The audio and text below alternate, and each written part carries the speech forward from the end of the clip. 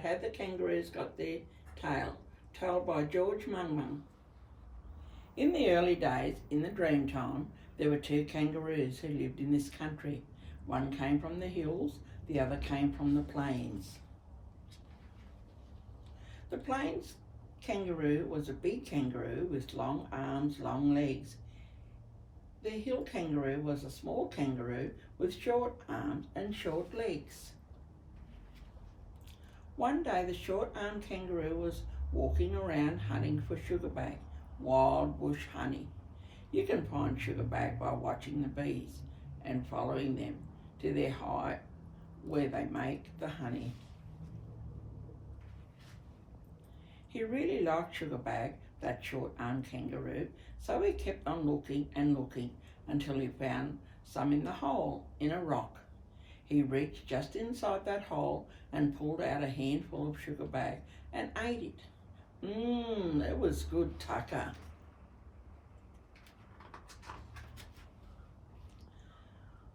Now that big kangaroo was hungry for sugarbag himself. He sat down next to the short-armed kangaroo. "Hey, what are you eating?" he said. "I'm eating sugarbag," said the short-armed kangaroo. "You've got long arms. You can reach right down and get some too." So that big kangaroo put his long arm deep into the hole and pulled out a handful of spiders. "Oh," he said. "Try again," said the short-armed kangaroo. "Put your arm right down into the hole. That's where the sugarbag is." So the big kangaroo put his hand into the hole again, but only pulled out some more spiders. The short-armed kangaroo kept reaching just inside the hole and pulling out more and more sugarbag. Pretty soon he'd eaten it all himself.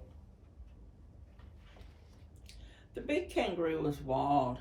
That short kangaroo had tricked him. He went over to a white gum tree and broke off a big stick. That short-armed kangaroo thought he'd better get a stick too. He went and broke one off a red bloodwood tree.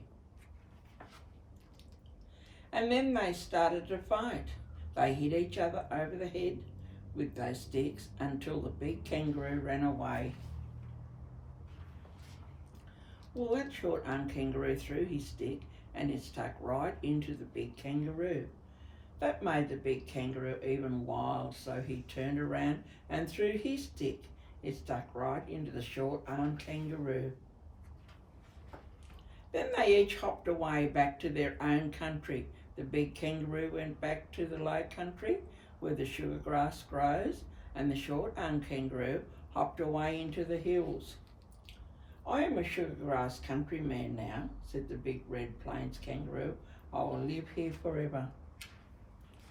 "And I am a boulder countryman," that short-armed kangaroo said. "I will live in the hills amongst the boulders and spinifex." And they are still here today. When you see them, you know how they got their tails. Thank you for joining us, and we'll see you again next week.